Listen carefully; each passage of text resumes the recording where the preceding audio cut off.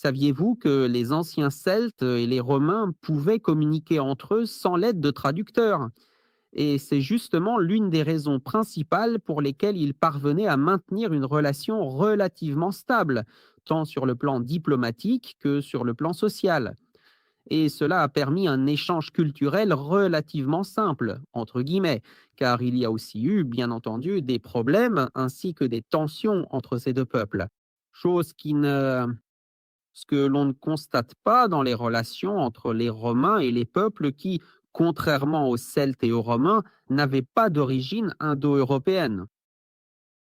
Cela s'explique en grande partie par la langue. Dans ses récits historiques, Jules César rapporte que les Gaulois, qui étaient les Celtes de l'actuelle France, avaient pris l'habitude d'utiliser couramment l'alphabet grec pour leurs besoins administratifs et quotidiens. Ce fait était d'ailleurs déjà parfaitement connu des Romains de l'époque. Alors, vous vous demandez peut-être, d'accord, mais pourquoi utilisaient-ils l'alphabet grec s'il n'était ni grec ni celte? Tout porte à croire qu'ils avaient déjà été en contact avec des colons grecs et qu'ils avaient appris l'alphabet grec à partir de là. Les Romains connaissaient déjà aussi l'alphabet grec. Cependant, ce n'est pas seulement à l'écrit que les Romains et les Celtes parvenaient à communiquer entre eux avec une relative facilité, mais aussi à l'oral. Jules César rapporte, par exemple, que tandis que les Romains utilisaient le mot roi avec le terme rex, les Celtes de la Gaule, les Gaulois, disaient rix. En effet, rex et rix sont des termes très similaires. C'est quelque chose de semblable. Quand un Portugais et un Espagnol essayent de communiquer, même si le Portugais ne parle pas espagnol et même si l'Espagnol ne parle pas portugais, la plupart des mots ont une origine commune. Et donc, la communication entre un Espagnol parlant espagnol et un Portugais parlant portugais devient beaucoup plus simple, même s'il s'agit de langues différentes. C'est ce qui s'est passé entre les Romains et les Celtes. En plus de ce récit détaillé de Jules César, nous avons aussi, à titre d'exemple supplémentaire, le témoignage de l'historien romain Tacite. Ce dernier a noté avec précision que les Bretons, qui étaient en fait une tribu celte habitant le territoire de l'actuelle Angleterre, parlaient une langue sensiblement différente de celle des Gaulois, lesquels représentaient les peuples celtes de la vaste région correspondant aujourd'hui à la France. Mais aussi bien les uns que les autres utilisaient une forme de communication que les Romains comprenaient plus ou moins. L'explication de ce phénomène réside dans le fait que le latin, qui était la langue parlée par les Romains, tout comme les différentes langues celtiques d'Europe, partagent une origine identique. En réalité, toutes ces langues découlent directement d'une seule et même racine ancestrale commune, connue sous le nom de langue indo-européenne. En réalité, une langue ancestrale commune au latin, aux langues celtiques et aux langues germaniques, qui est la langue des proto-indo-européens. Comme les Romains et les Celtes avaient ces ancêtres communs à un degré très lointain, les Romains et les Celtes étaient cousins. Et c'est pourquoi, même si leurs mots étaient différents, ils se ressemblaient. C'est parce qu'ils étaient apparentés linguistiquement, parce que les Celtes, tout comme les Romains, étaient en réalité étroitement apparentés sur le plan génétique. En revanche, il existait d'autres peuples qui ne descendaient pas directement des populations proto-indo-européennes, mais qui étaient issus d'autres groupes humains bien distincts. C'était le cas, par exemple, des anciens peuples ibères qui occupaient alors tout le sud de la péninsule ibérique.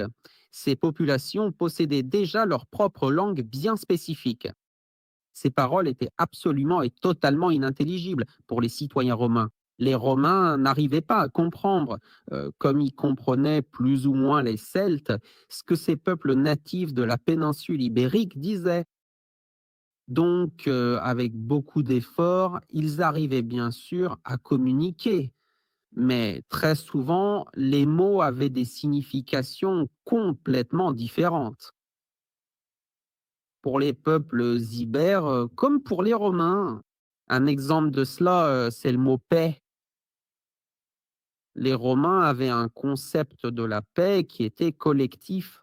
C'était tout le groupe, toute la tribu des peuples ibères qui faisait la paix avec Rome. En revanche, les Ibères avaient une conception de la paix qui était strictement individuelle, personnelle. Donc, ils comprenaient aussi bien les Romains que les Ibères lorsqu'ils concluaient un traité diplomatique de paix. Sauf que cela prenait beaucoup plus de temps que pour un traité diplomatique entre Celtes et Romains. Et lorsqu'un tel traité était conclu, il y avait aussi une grande difficulté à l'interpréter. Par exemple, l'historien Appien nous rapporte dans ses écrits que la relation entre les Romains et les Ibères était particulièrement complexe et frustrante, car à chaque fois que le général romain ou lorsque le prêteur romain qu'avait conclu ce traité de paix avec les Ibères mourait ou était muté dans une autre région de l'Empire, les Ibères reprenaient aussitôt les armes et attaquaient les Romains. Cela s'expliquait par le fait que la notion de paix chez les Ibères était différente de celle collective que possédaient les Romains. C'était une conception selon laquelle la paix était conclue avec ce prêteur romain en particulier ou avec ce général romain en particulier. Donc, lorsque cette personne mourait, tout le groupe des Ibères reprenait les armes et considérait qu'il n'était plus tenu de respecter la paix. En revanche, les Romains avaient déjà l'idée que la paix était conclue entre la République romaine et ses autres groupes. Les Celtes, tout comme les Romains, avaient eux aussi une notion de paix, vraiment collective aussi. Et c'est pour cela que les relations diplomatiques étaient bien plus stables entre les Celtes et les Romains. C'est parce que la langue n'est rien d'autre qu'une dérivation de la mentalité. Tout ce que vous dites, les mots dans votre langue maternelle, ne sont rien d'autre que l'expression d'une mentalité. Et l'inverse est également vrai. Donc, quand on apprend une nouvelle langue, d'ailleurs, on commence à développer des concepts mentaux que sa langue maternelle ne permettait pas. Et de cette manière, le comportement humain et les relations avec les autres êtres humains finissent par être influencés, comme dans l'exemple que je viens de donner.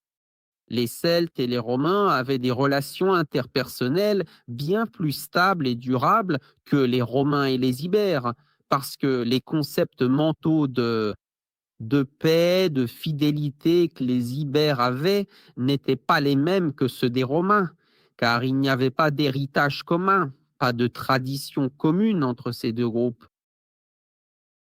En revanche, les Celtes et les Romains partageaient tous deux les mêmes concepts, la même configuration mentale, disons-le ainsi, et par conséquent une configuration linguistique très similaire, car aussi bien les Celtes que les Romains descendaient des proto-indo-européens.